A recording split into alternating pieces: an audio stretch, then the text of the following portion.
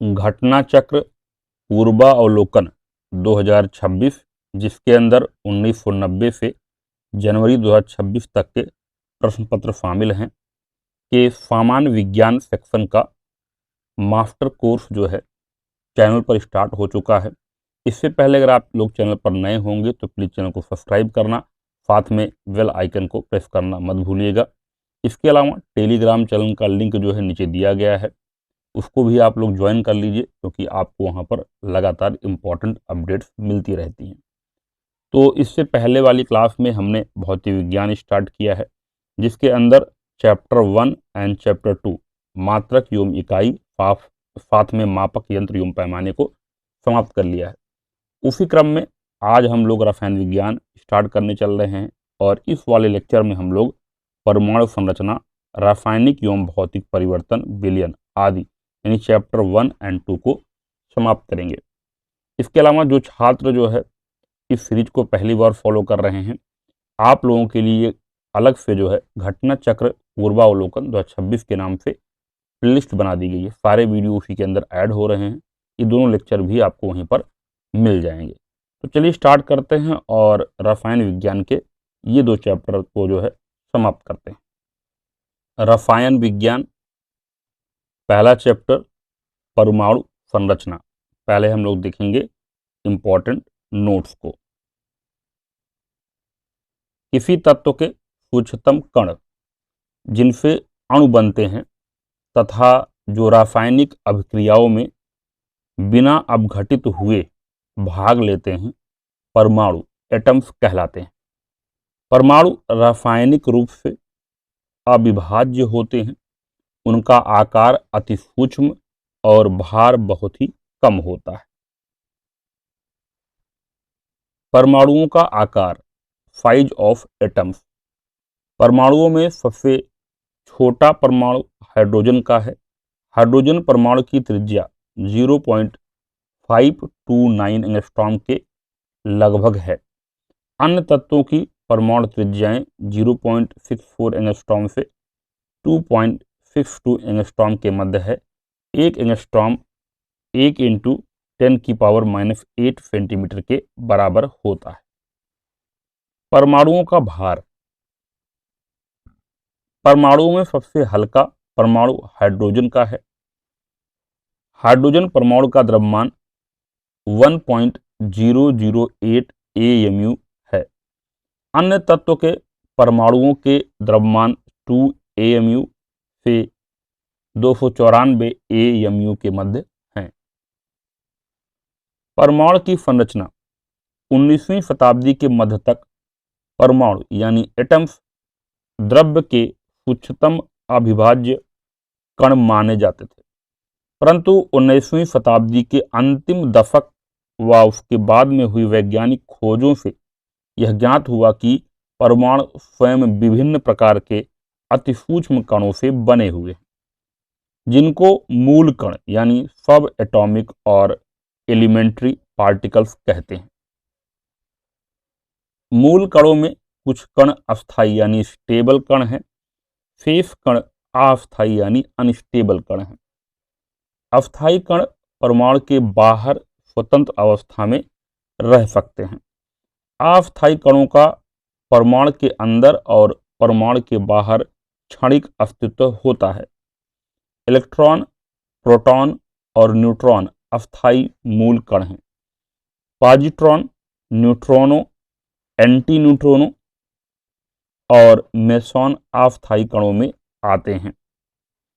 Electron, proton और neutron परमाणु संरचना के प्रमुख मूल कण हैं। इलेक्ट्रॉन। इलेक्ट्रॉन अति सूक्ष्म ऋण आवेशित कण है। एक इलेक्ट्रॉन पर यूनिट ऋणावेश होता है। इलेक्ट्रॉन का द्रव्यमान हाइड्रोजन परमाणु के द्रव्यमान mh that is equals to 1.008 AMU का लगभग 1/1837 है। इलेक्ट्रॉन की खोज 1897 ईस्वी में इंग्लिश वैज्ञानिक J.J. टॉमसन ने कैथोड किरणों में की। प्रोटॉन। प्रोटॉन अति सूक्ष्म धनावेशित कण है। एक प्रोटॉन पर यूनिट धनावेश होता है। प्रोटॉन का द्रव्यमान हाइड्रोजन परमाणु के द्रव्यमान के लगभग बराबर है। हाइड्रोजन परमाणु में से इलेक्ट्रॉन बाहर निकल जाने पर जो यूनिट धनावेशित कण यानी H+ शेष रह जाता है उसे हाइड्रोजन परमाणु का नाभिक या प्रोटॉन कहते हैं। जर्मन भौतिक विज्ञानी ई गोल्डस्टीन ने प्रोटॉन की खोज की थी। न्यूट्रॉन, न्यूट्रॉन विद्युत उदासीन कण है। न्यूट्रॉन का द्रव्यमान हाइड्रोजन परमाणु के द्रव्यमान के लगभग बराबर है। न्यूट्रॉन की खोज वर्ष 1932 में इंग्लिश वैज्ञानिक जे चैडविक ने की। परमाणु नाभिक का संघटन, परमाणु नाभिक की रचना प्रोटॉनों और न्यूट्रॉनों से होती है। हालांकि हाइड्रोजन 1 प्रोटियम के नाभिक में केवल एक प्रोटॉन उपस्थित होता है। नाभिक का द्रव्यमान प्रोटॉनों और न्यूट्रॉनों के कारण तथा नाभिक का धनावेश केवल प्रोटॉनों के कारण होता है। प्रोटॉनों और न्यूट्रॉनों को सामूहिक रूप से न्यूक्लियॉन्स कहते हैं क्योंकि ये कण परमाणु न्यूक्लियस नाभिक के घटक हैं। परमाणु में इलेक्ट्रॉन नाभिक के बाहर रहते हैं और नाभिक के चारों ओर अपेक्षाकृत कुछ दूरी पर विभिन्न कक्षाओं में घूमते रहते हैं। परमाणु में इलेक्ट्रॉनों की संख्या प्रोटॉनों की संख्या के बराबर होती है, इसीलिए परमाणु विद्युत उदासीन होते हैं। परमाणु में इलेक्ट्रॉनों की संख्या समान न होने पर उन्हें आयन के रूप में परिभाषित किया जाता है। परमाणु क्रमांक, एटॉमिक नंबर, किसी तत्व के परमाणु नाभिक में उपस्थित प्रोटॉनों की संख्या उस तत्व पर परमाणु क्रमांक Z होती है। प्रत्येक तत्व का परमाणु क्रमांक निश्चित और स्थिर होता है। भिन्न भिन्न तत्वों के परमाणु क्रमांक भिन्न भिन्न होते हैं। हाइड्रोजन तत्व का परमाणु क्रमांक 1 है। इस कथन से यह अभिप्राय है कि हाइड्रोजन परमाणु के नाभिक में एक प्रोटॉन है। द्रव्यमान संख्या, मास नंबर, किसी परमाणु के नाभिक में उपस्थित प्रोटॉनों और न्यूट्रॉनों की संख्याओं का योग उस परमाणु की द्रव्यमान संख्या A कहलाती है। परमाणु की द्रव्यमान संख्या A = नाभिक में प्रोटॉनों की संख्या Z प्लस नाभिक में न्यूट्रॉनों की संख्या N, यानी A = Z प्लस N। किसी परमाणु की द्रव्यमान संख्या उस परमाणु के नाभिक में उपस्थित न्यूक्लियनों की कुल संख्या को प्रदर्शित करती है। द्रव्यमान संख्या तत्व का मूल लक्षण नहीं है। किसी तत्व के भिन्न भिन्न परमाणुओं की द्रव्यमान संख्याएं भिन्न भिन्न हो सकती हैं। परमाणु भार, किसी परमाणु का परमाणु द्रव्यमान या परमाणु भार उसकी द्रव्यमान संख्या के लगभग बराबर होता है। परमाणु भार अप्रॉक्सीमेटली = द्रव्यमान संख्या A। परमाणु भार अप्रॉक्सीमेटली = नाभिक में प्रोटॉनों की संख्या Z प्लस नाभिक में न्यूट्रॉनों की संख्या N, यानी A = Z प्लस N।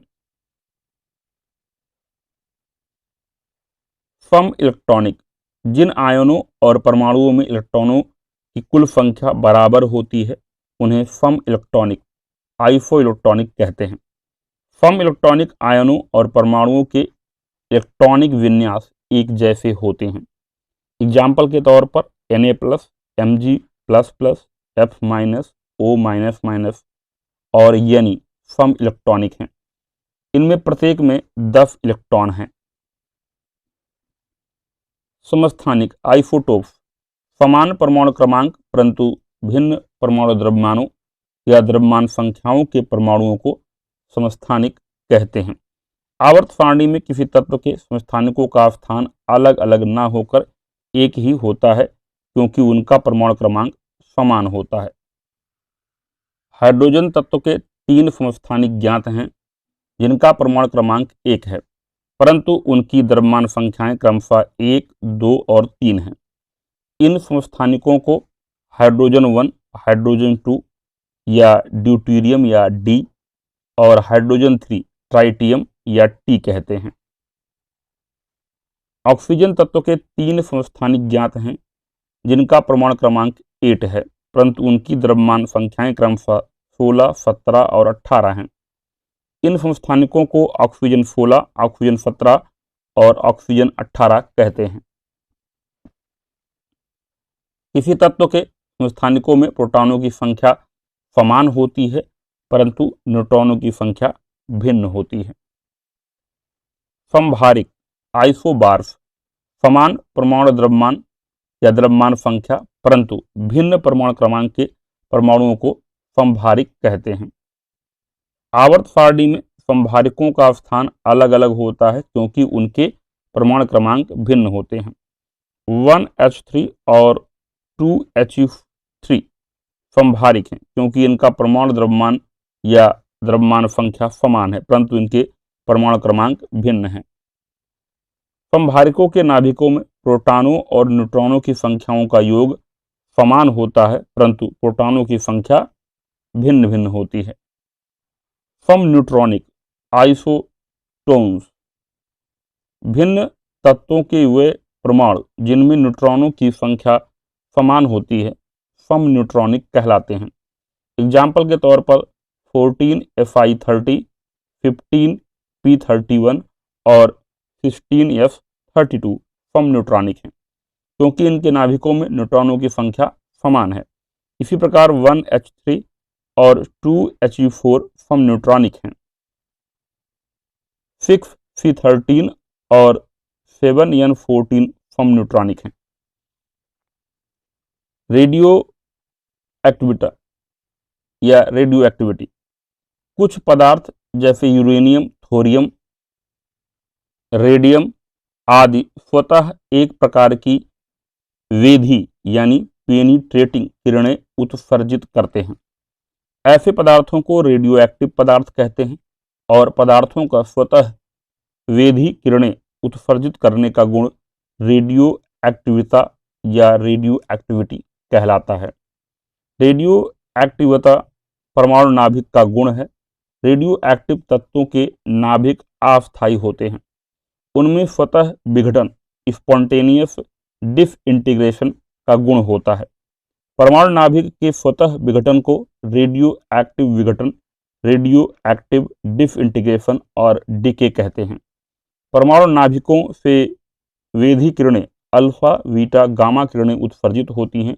ये किरणें रेडियो एक्टिव किरणें कहलाती हैं। रेडियो एक्टिव विघटन एक नाभिकीय प्रक्रिया है, ना कि रासायनिक अभिक्रिया। रेडियो एक्टिविता का गुण प्रायः भारी नाभिकों में पाया जाता है क्योंकि भारी नाभिक अस्थायी होते हैं। परमाणु क्रमांक 82 Pb के बाद के सभी तत्व रेडियो एक्टिव हैं। बेकरेल द्वारा यूरेनियम की रेडियो एक्टिविता की खोज हो जाने के कुछ समय बाद मैरी क्यूरी द्वारा थोरियम के रेडियो एक्टिव गुणों की खोज हुई। 1898 ईस्वी में मैरी क्यूरी और उनके पति पियरे क्यूरी ने रेडियो एक्टिव तत्व पोलोनियम की खोज की। मैरी क्यूरी ने वर्ष 1902 में यूरेनियम के अयस्क पिच ब्लेंड U3O8 में एक नए तत्व रेडियम की खोज की जो विशिष्ट सक्रियता के आधार पर यूरेनियम की अपेक्षा लगभग 20 से 30 लाख गुना अधिक रेडियो एक्टिव है। वर्तमान शताब्दी में कई नए रेडियो एक्टिव तत्वों की खोज हुई है जिनमें रेडॉन आर्यन, protactinium Pa, actinium Ag, francium Fr और एस्टेटीन At प्रमुख हैं। अल्फा, बीटा, गामा किरणों के गुणों की तुलना। यहाँ पर गुण दिया गया है, यहाँ पर अल्फा किरणें, यहाँ पर बीटा किरणें और यहाँ पर गामा किरणें। पहले बात करेंगे प्रकृति की। अल्फा किरणें धनावेशित अल्फा कणों से बनी हैं। अल्फा कण पर 2 यूनिट धनावेश होता है। अल्फा कण का द्रव्यमान हीलियम 4 परमाणु के नाभिक के द्रव्यमान के बराबर अर्थात 4 AMU होता है। अल्फा कण हीलियम परमाणु का नाभिक होता है। इसे 2He4 या अल्फा 24 संकेत द्वारा प्रदर्शित करते हैं। बीटा किरणें ऋणावेशित बीटा कणों से बनी हैं। बीटा कण इलेक्ट्रॉन होते हैं। बीटा कण अर्थात इलेक्ट्रॉन पर यूनिट ऋणावेश होता है तथा कण का द्रव्यमान 0.000548 AMU होता है। बीटा कण को -1 बीटा 0 या -1 E0 संकेत द्वारा प्रदर्शित करते हैं। गामा किरणें गामा किरणों के सदृश विद्युत चुंबकीय विकिरण है। गामा किरणों का तरंगदैर्घ्य 1 एंगस्ट्रॉम के लगभग होता है। अगला है आपका वेग। अल्फा किरणों का वेग लगभग प्रकाश के वेग का 1/10 होता है। बीटा किरणों का वेग प्रकाश के वेग के लगभग बराबर होता है। गामा किरणों का वेग प्रकाश के वेग के बराबर होता है। अगला है आपका वेधन क्षमता, पेनिट्रेटिंग पावर। अल्फा किरणें 0.002 सेंटीमीटर मोटी एल्युमिनियम की चादर को वेध सकती हैं। बीटा किरणें उच्च वेग के कारण 0.2 सेंटीमीटर मोटी एल्युमिनियम की चादर को वेध सकती हैं। गामा किरणें 100 सेंटीमीटर मोटी एल्युमिनियम की चादर को वेध सकती हैं। अगला है आपका आयनकारी क्षमता, आयोनाइजिंग पावर। अल्फा किरणें गैसों को आयनित यानी आयोनाइज करती हैं। इनकी आयनकारी क्षमता बीटा किरणों की अपेक्षा 100 गुना तथा गामा किरणों की अपेक्षा 10,000 गुना होती है। बीटा किरणों गैसों को आयनित करती हैं। इनकी आयनकारी क्षमता गामा किरणों की अपेक्षा 100 गुनी होती है। गामा किरणें गैसों का आयनित करती हैं। इनकी आयनकारी क्षमता अल्फा किरणों की 1/10,000 गुनी और बीटा किरणों की 1/100 गुनी होती है। अगला है आपका विद्युत और चुंबकीय क्षेत्रों का प्रभाव। अल्फा किरणें विद्युत क्षेत्र में ऋण आवेशित प्लेट की ओर विक्षेपित हो जाती हैं। अल्फा किरणें चुंबकीय क्षेत्र में भी विक्षेपित हैं।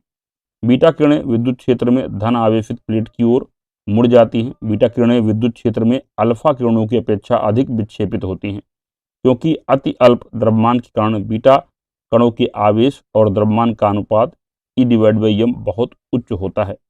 बीटा किरणें चुंबकीय क्षेत्र में भी विक्षेपित होती हैं।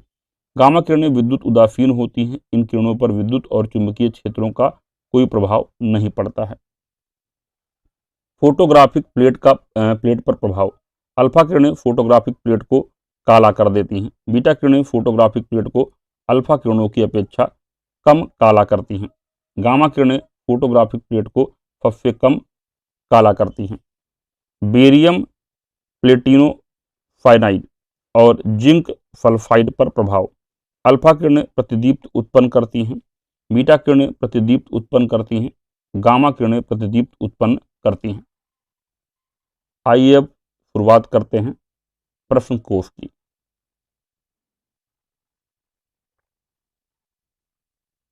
क्वेश्चन नंबर 1, आधुनिक रसायन शास्त्र का जनक किसे कहा जाता है? आपके विकल्प हैं रदरफोर्ड, आइंस्टीन, लेबुजियो, सीबी रमन। तो सही उत्तर क्या होगा? लेबुजियो। एंटोनी लेबुजियो को आधुनिक रसायन शास्त्र का जनक कहा जाता है। क्वेश्चन नंबर 2, डाल्टन के परमाणु सिद्धांत की सफलतापूर्वक व्याख्या। पहला है द्रव्यमान संरक्षण का नियम, स्थिर संगठन का नियम, रेडियोधर्मिता का नियम, बहु अनुपात का नियम। तो कौन से हैं इसमें? इसमें है आपका द्रव्यमान संरक्षण का नियम, स्थिर संगठन का नियम और आपका बहु अनुपात का नियम। ठीक है, इसमें रेडियोधर्मिता का नियम नहीं है। तो आपका जैसे ही आप थर्ड कट करोगे तो आपके सारे ऑप्शन एलिमिनेट हो जाएंगे और आपको सी उत्तर मिल जाएगा। आइए इसकी व्याख्या देखते हैं। जॉन डाल्टन ने 1803 में परमाणु सिद्धांत प्रस्तुत किया, जिसमें उन्होंने पदार्थ की प्रकृति के बारे में महत्वपूर्ण तथ्य प्रस्तुत किए। डाल्टन के परमाणु सिद्धांत के अनुसार पदार्थ अविभाज्य कणों से बना है, जिन्हें परमाणु कहा जाता है। एक तत्व के सभी परमाणु आकार, द्रव्यमान और रासायनिक गुणों में समान होते हैं। विभिन्न तत्वों के परमाणु एक दूसरे से भिन्न होते हैं। परमाणु रासायनिक अपक्रियाओं में केवल व्यवस्थित होते हैं। यौगिकों में विभिन्न तत्वों के परमाणु सरल पूर्ण संख्या अनुपात में संयोजित होते हैं। डाल्टन का परमाणु सिद्धांत द्वारा द्रव्यमान संरक्षण के नियम, स्थिर संगठन अनुपात का नियम तथा बहुअनुपात गणित के नियम की सफलतापूर्वक व्याख्या की जा सकी। द्रव्यमान संरक्षण का नियम। द्रव्यमान संरक्षण के नियम के अनुसार द्रव्य ना तो बनाया जा सकता है और ना ही नष्ट किया जा सकता है। स्थिर अनुपात का नियम। यह नियम फ्रांसीसी रसायनज्ञ जोसेफ प्राउस्ट ने दिया था। उनके अनुसार किसी यौगिक में तत्वों के द्रव्यमानों का अनुपात सदैव समान होता है।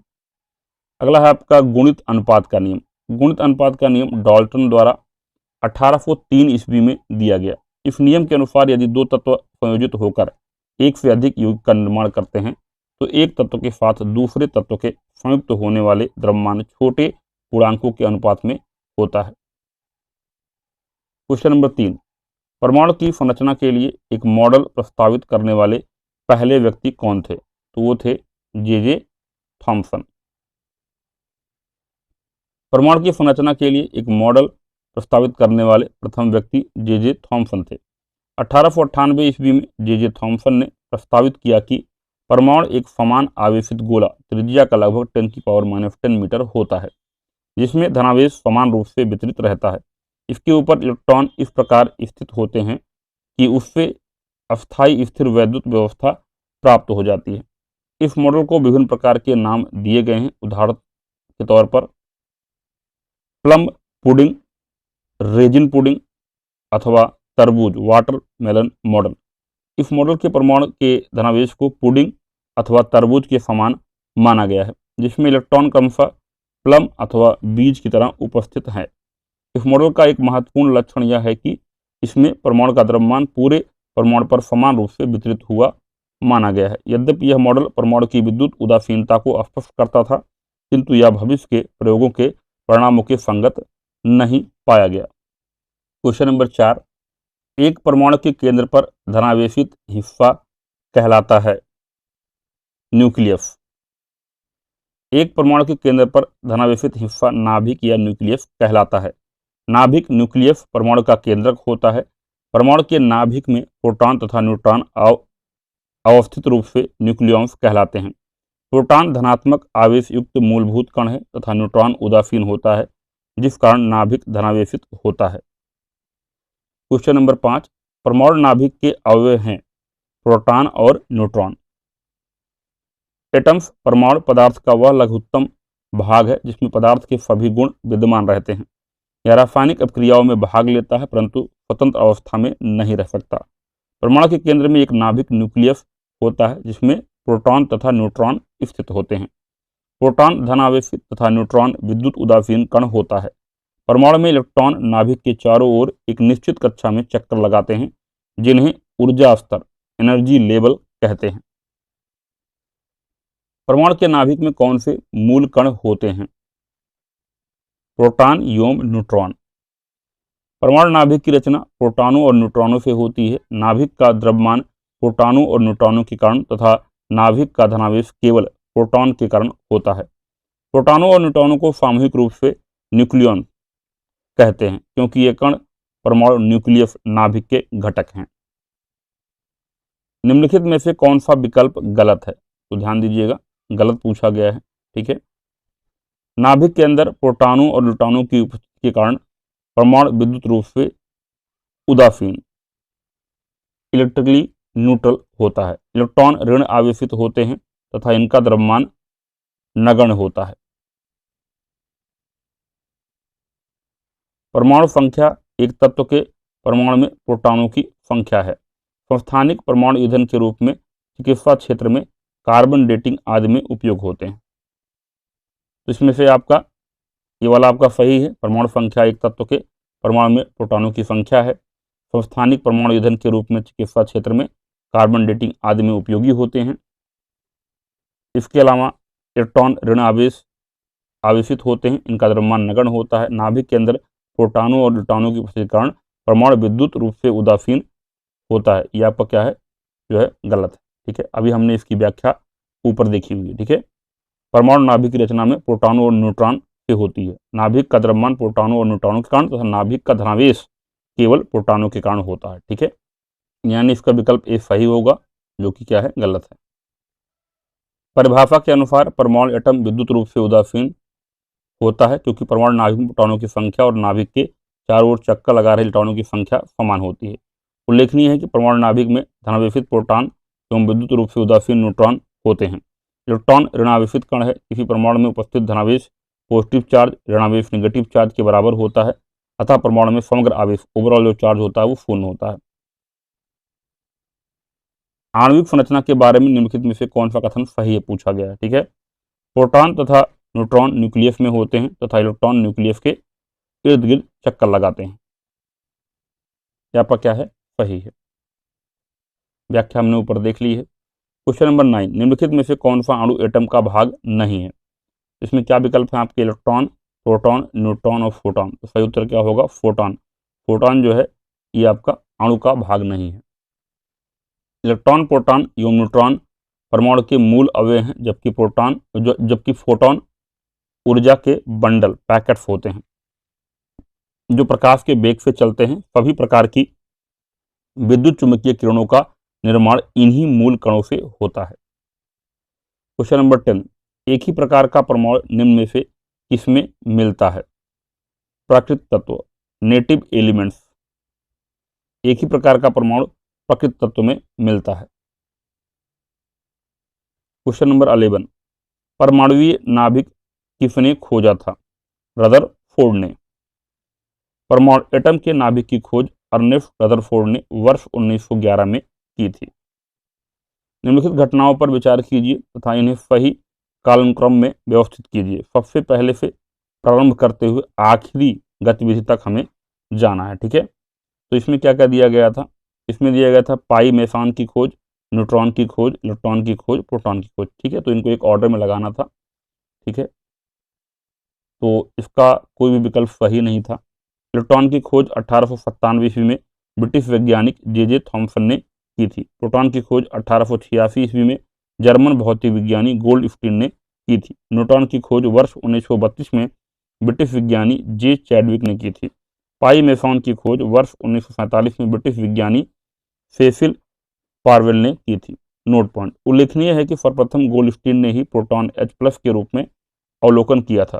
तत्पश्चात रदरफोर्ड ने अन्य नाभिक में इसकी पहचान एवं नामकरण किया था। अगर रदरफोर्ड को प्रोटॉन की खोज का श्रेय दिया जाए तो कालक्रम के आधार पर व्यवस्थित करने का सही उत्तर विकल्प होगा 3, 4, 2, 1 यानी बी होगा।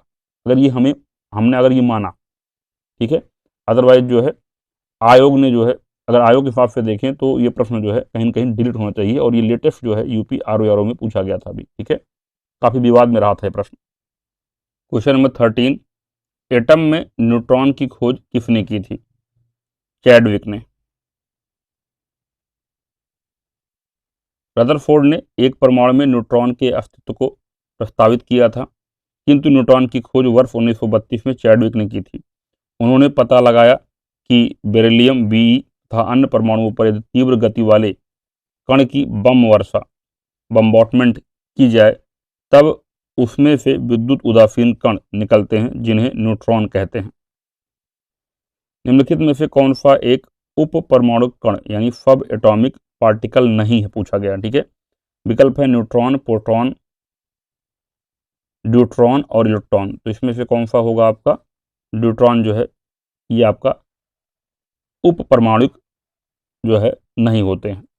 उप परमाणुक प्रारंभिक या सम्मिश्र परमाणु होते हैं जो अणु से छोटे होते हैं।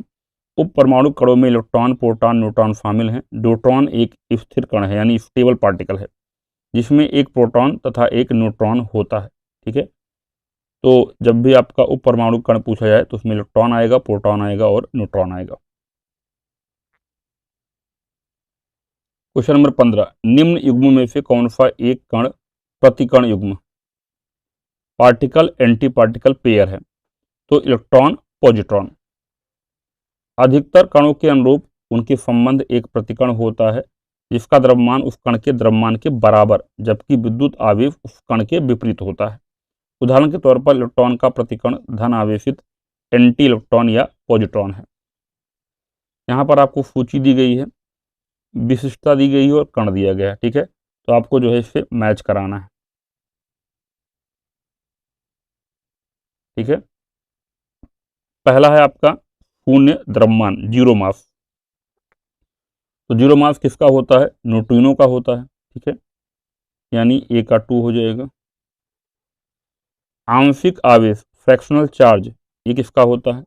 ये आपका क्वार्क का होता है, यानी बी का 3 होगा। आंशिक प्रचकरण, फ्रैक्शनल स्पिन, ये किसका होता है? ये आपका पॉजिट्रॉन का होता है, सी का 1 हो जाएगा। और पूर्णांक प्रचक्र यानी इंटीग्रल स्पिन, ये आपका फोनॉन का होता है, यानी डी का 4 हो जाएगा। तो 2314, तो 2314, 232314, ये रहा आपका विकल्प, ये आपका सही होगा।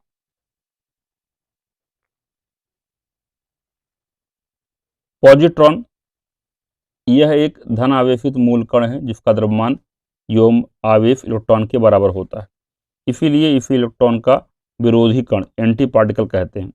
इसका प्रचक्रण स्पिन 1/2 होता है। न्यूट्रिनो ये लगभग शून्य अति न्यून द्रव्यमान एवं आवेश रहित मूल कण है, इनकी खोज पाउली ने की थी। अगला है आपका क्वार्क। क्वार्क पदार्थ का मूल कण है जिससे अधिकांश पदार्थ जो है बने हैं।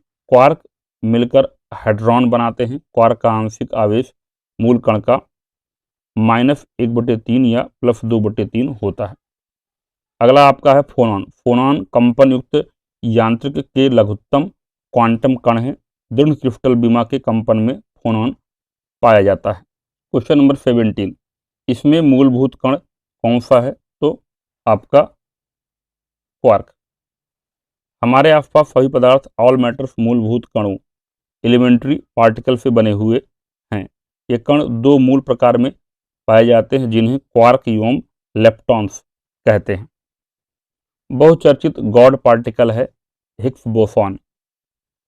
हिग्स बोसॉन एक मूल कण है जिसकी प्रथम परिकल्पना वर्ष 1964 में की गई। इसका प्रायोगिक सत्यापन 14 मार्च 2013 को किया गया। वैज्ञानिक समुदाय के बाहर और मीडिया द्वारा अक्सर इस कण को ईश्वरी कण या गॉड पार्टिकल्स उपनाम से संदर्भित किया जाता है। हिग्स बोसॉन कण की खोज करने वाले वैज्ञानिकों की जोड़ी ब्रिटेन के पीटर हिग्स और बेल्जियम के फ्रांसवा एंगल्ट को वर्ष 2013 के भौतिक विज्ञान के क्षेत्र के नोबेल पुरस्कार से पुरस्कृत किया जा चुका है। क्वेश्चन नंबर 19, हिग्स बोसॉन को इससे भी जाना जाता है गॉड कण के नाम से। अभी हमने इसकी व्याख्या देखी। गॉड पार्टिकल्स हैं हिग्स बोसॉन, व्याख्या हम देख चुके हैं। निकट अतीत में हिग्स बोसॉन कण के अस्तित्व के संसूचन के लिए किए गए प्रयत्न लगातार समाचारों में रहे। इस कण की खोज का क्या महत्व है? ठीक है, तो आपके पॉइंट जो दिए गए हैं 3 इधर हैं, तो टोटल आपका 3 पॉइंट दिया गया है और नीचे दिए गए कूट का प्रयोग करके सही उत्तर का जो है चयन करना है। पहला क्या कह रहा है? यह हमें यह समझने में मदद करेगा कि मूल कणों, एलिमेंट्री पार्टिकल्स में संहति, मास क्यों होती है। या निकट भविष्य में हमें दो बिंदुओं के बीच के भौतिक अंतराल को पार किए बिना एक बिंदु से दूसरे बिंदु तक पदार्थ स्थानांतरित करने की प्रौद्योगिकी विकसित करने में मदद करेगा। यह हमें नाभिकीय विखंडन के लिए बेहतर ईंधन उत्पन्न करने में मदद करेगा। तो ये दोनों आपके क्या हैं? गलत हैं। पहला आपका सही है। यह हमें यह समझने में मदद करेगा कि मूल कणों, एलिमेंट्री पार्टिकल्स में संहति, मास क्यों होती है। तो पूछा गया था कौन सा उत्तर सही है, यानी केवल एक आपका सही है। इस ब्रह्मांड में दृश्यमान द्रव्य परमाणुओं और अणुओं से निर्मित हैं। द्रव्यमान संहति व भौतिक गुण है जिनसे इन कणों को ठोस रूपाकार मिलता है। उप परमाणुविक कणों में द्रव्यमान की उत्पत्ति को समझने के लिए हिग्स बोसॉन कणों की खोज का महत्व है। क्वेश्चन नंबर 22, निम्नलिखित में से कौन सा कण आवेश रहित है? तो आपका वो कौन सा है कण? न्यूट्रॉन। न्यूट्रॉन विद्युत उदासीन अपरमाणुक कण है। न्यूट्रॉन का द्रव्यमान प्रोटॉन के द्रव्यमान के लगभग बराबर होता है। न्यूट्रॉन की खोज वर्ष 1932 में इंग्लिश वैज्ञानिक जे चैडविक ने की। निम्नलिखित में से किस कण पर शून्य आवेश होता है? न्यूट्रिनो। एक न्यूट्रिनो एक उप परमाणु कण है जो एक इलेक्ट्रॉन के समान होता है, लेकिन इसमें कोई विद्युत आवेश नहीं होता एवं बहुत कम द्रव्यमान होता है। न्यूट्रिनो ब्रह्मांड में सबसे प्रचुर मात्रा में पाए जाने वाले कणों में से एक है। अगला है अल्फा कण के 2 धन आवेश होते हैं, इसका द्रव्यमान लगभग बराबर होता है। हीलियम के एक परमाणु के नाभिक के। अल्फा कण हीलियम नाभिक के समान 2 प्रोटॉन तथा 2 न्यूट्रॉन से मिलकर बने होते हैं। ये द्वि आवेश युक्त हीलियम आयन होते हैं। इनका द्रव्यमान हीलियम नाभिक के द्रव्यमान के बराबर होता है। इनकी मात्रा हाइड्रोजन परमाणु की मात्रा की 4 गुनी होती है। हीलियम के नाभिक में होता है 2 प्रोटॉन एवं 2 न्यूट्रॉन। निम्न तत्वों में से किसमें न्यूट्रॉन नहीं होता है? ऑक्सीजन में होता है, नाइट्रोजन में होता है, तांबा में होता है, हाइड्रोजन में नहीं होता है। हाइड्रोजन का परमाणु क्रमांक 1 होता है। साधारण हाइड्रोजन समस्थानिक प्रोटियम में कोई न्यूट्रॉन नहीं होता है। भारी हाइड्रोजन समस्थानिक ड्यूटेरियम में 1 न्यूट्रॉन होता है, जबकि अत्यंत भारी हाइड्रोजन समस्थानिक ट्राइटियम में 2 न्यूट्रॉन होता है। यानी ड्यूटेरियम में 1 न्यूट्रॉन और ट्राइटियम में 2 न्यूट्रॉन। ठीक है। और जो आपका साधारण हाइड्रोजन है प्रोटियम में कोई न्यूट्रॉन नहीं होता है। क्वेश्चन नंबर 27, निम्नलिखित में से किसमें ऋणात्मक आवेश होती है? तो आपका बीटा कण। अल्फा किरण अल्फा कणों से बनी होती है जो धनावेशित हीलियम नाभिक होते हैं। बीटा कण ऋणावेशित इलेक्ट्रॉन एवं गामा किरण अनावेशित होती है। गामा किरण विद्युत चुंबकीय तरंगे होती हैं। क्वेश्चन नंबर 28, निम्नलिखित में से कौन सा एक रेडियोधर्मी तत्व द्वारा उत्सर्जित धनात्मक रूप से आवेशित कण है? वो है आपका अल्फा कण। 2 प्रोटॉन और 2 न्यूट्रॉन मिलकर एक अल्फा कण बनाते हैं। अल्फा कण हीलियम परमाणुओं के नाभिक हैं। इन पर 2 इकाई धनावेश होता है। उच्च ऊर्जा वाले इलेक्ट्रॉनों को बीटा कण के रूप में जाना जाता है। स्पष्ट रूप से अल्फा कण प्रोटॉन की उपस्थिति के कारण धनात्मक रूप से आवेशित होता है, जबकि बीटा कण इलेक्ट्रॉनों की उपस्थिति के कारण ऋणात्मक रूप से आवेशित होता है। कैथोड किरणें निम्न दाब पर एक गैस युक्त एक डिस्चार्ज ट्यूब में ऋणात्मक इलेक्ट्रोड कैथोड से निकलने वाले इलेक्ट्रॉनों की एक धारा है। क्वेश्चन नंबर 29, परमाणु में कक्षों ऑर्बिटल्स को भरने का क्रम नियंत्रित होता है अफबाउ सिद्धांत के द्वारा। अफबाउ एक जर्मन शब्द है जिसका अर्थ होता है निर्माण। यह नियम तत्वों के इलेक्ट्रॉनिक विन्यास लिखने की एक आसान विधि प्रदान करता है। इसके अनुसार इलेक्ट्रॉन सर्वप्रथम निम्न ऊर्जा स्तर में जाता है। जब यह ऊर्जा स्तर पूर्णतः भर जाता है तब इलेक्ट्रॉन इस ऊर्जा स्तर से उच्च ऊर्जा स्तर में जाते हैं। इस प्रकार यह क्रम चलता रहता है। अफबाउ सिद्धांत पाउली के अपवर्जन नियम और हुंड के मैक्सिमम मल्टीप्लिसिटी नियम तथा कक्षों की तुलनात्मक ऊर्जाओं रिलेटिव एनर्जीज पर आधारित है। क्वेश्चन नंबर 30, रासायनिक तत्व के अणु के संदर्भ में चुंबकीय क्वांटम संख्या का संबंध है। पहला विकल्प है आपका अभिविन्यास ओरिएंटेशन से, दूसरा है आपका आकृति से, तीसरा है आमाप से, चौथा है चक्रण से। सही उत्तर क्या होगा? अभिविन्यास से, ओरिएंटेशन से।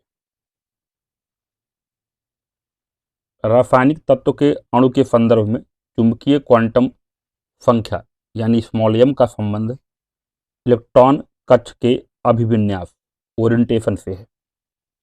प्रिंसिपल क्वांटम संख्या n कक्ष के आकार और ऊर्जा को, एजीमुथल क्वांटम संख्या l कक्ष की त्रिविमीय आकृति को तथा स्पिन क्वांटम संख्या f कक्ष में इलेक्ट्रॉन के चक्रण को बताती है। क्वेश्चन नंबर 31, एक तत्व में इलेक्ट्रॉनों और न्यूट्रॉनों की संख्या क्रमशः 18 तथा 20 है। इस तत्व की द्रव्यमान संख्या कितनी है? तो द्रव्यमान संख्या कितनी हो जाएगी? इलेक्ट्रॉन प्लस न्यूट्रॉन यानी 18 प्लस 20 38। किसी तत्व के परमाणु के नाभिक में उपस्थित प्रोटॉनों और न्यूट्रॉनों की संख्याओं का योग उस परमाणु की द्रव्यमान संख्या कहलाती है। परमाणु में इलेक्ट्रॉनों की संख्या प्रोटॉनों की संख्या के बराबर होती है, जिसके कारण परमाणु विद्युत उदासीन होते हैं। द्रव्यमान संख्या इज इक्वल्स टू प्रोटॉनों की संख्या प्लस न्यूट्रॉनों की संख्या, तो 18 प्लस 20 कितना हो जाएगा? 38। क्वेश्चन नंबर 32, जिस तत्व के परमाणु में 2 प्रोटॉन 2 न्यूट्रॉन और 2 इलेक्ट्रॉन हों उस तत्व की द्रव्यमान संख्या कितनी होती है? तो कितनी होगी? 2 + 2 यानी 4 होगी। किसी तत्व की द्रव्यमान संख्या परमाणु भार उसके नाभिक में उपस्थित प्रोटॉनों एवं न्यूट्रॉनों की संख्या के योग के बराबर होती है। द्रव्यमान संख्या A = proton plus neutron that = 2 + 2 = 4। Question number 33। एक नाभिक की द्रव्यमान संख्या न्यूट्रॉनों और प्रोटॉनों की संख्याओं का योग होती है। किसी परमाणु के नाभिक में उपस्थित प्रोटॉनों और न्यूट्रॉनों की संख्याओं का योग उस परमाणु की द्रव्यमान संख्या मास नंबर कहलाती है। Question number 34। Plutonium nuclide 94 Pu 242 के नाभिक में न्यूट्रॉनों की संख्या होती है। तो द्रव्यमान संख्या कितनी दी गई है? 242 है, आपको यहाँ पर दिख जाएगा, ये आपकी द्रव्यमान संख्या है। परमाणु क्रमांक कितना दिया है? 94 दिया है, आप यहाँ पर देख सकते हैं। न्यूट्रॉनों की जो कि आपकी द्रव्यमान जो परमाणु क्रमांक होता है वो प्रोटॉनों की संख्या के बराबर होता है। तो न्यूट्रॉनों की संख्या क्या होगी? द्रव्यमान संख्या माइनस प्रोटॉनों की संख्या। तो यहाँ से आपका 242 - 94 और कितना निकल के आएगा आपका? ये 148। विकल्प भी क्या होगा? सही होगा। ठीक है, तो एक बार इसको फिर से समझ लें। परमाणु क्रमांक जो होता है वो प्रोटॉनों की संख्या के बराबर होता है, यानी यहाँ पर जो नीचे वाला होता है ये परमाणु क्रमांक होता है, ऊपर वाला क्या होता है? आपका परमाणु भार या द्रव्यमान संख्या होता है। और आप लोग जानते हैं कि द्रव्यमान संख्या जो होती है मास नंबर, ये क्या होती है? प्रोटॉनों की संख्या प्लस न्यूट्रॉनों की संख्या के। तो हमें न्यूट्रॉनों की संख्या निकालनी है, तो यानी जो आपका द्रव्यमान संख्या होगी माइनस प्रोटॉनों की संख्या, तो यानी 242 - 94 कितना आ जाएगा? 148। ठीक है, क्वेश्चन नंबर 35 पे चलते हैं। परमाणु जिनमें प्रोटॉनों की संख्या समान परंतु न्यूट्रॉनों की संख्या भिन्न भिन्न रहती है क्या कहलाते हैं? ये कहलाते हैं आपके समस्थानिक यानी आइसोटोप्स। एक ही तत्व के वह परमाणु जिनकी परमाणु संख्याएं समान किंतु द्रव्यमान संख्याएं भिन्न भिन्न होती हैं समस्थानिक आइसोटोप्स कहलाते हैं। किसी तत्व के विभिन्न समस्थानिकों की परमाणु संख्या समान होने का कारण यह है कि उनके नाभिकों में प्रोटॉनों की संख्या समान होती है किंतु उनमें न्यूट्रॉनों की संख्या भिन्न भिन्न होती है, जिसके कारण उनकी द्रव्यमान संख्याएं भिन्न भिन्न होती हैं।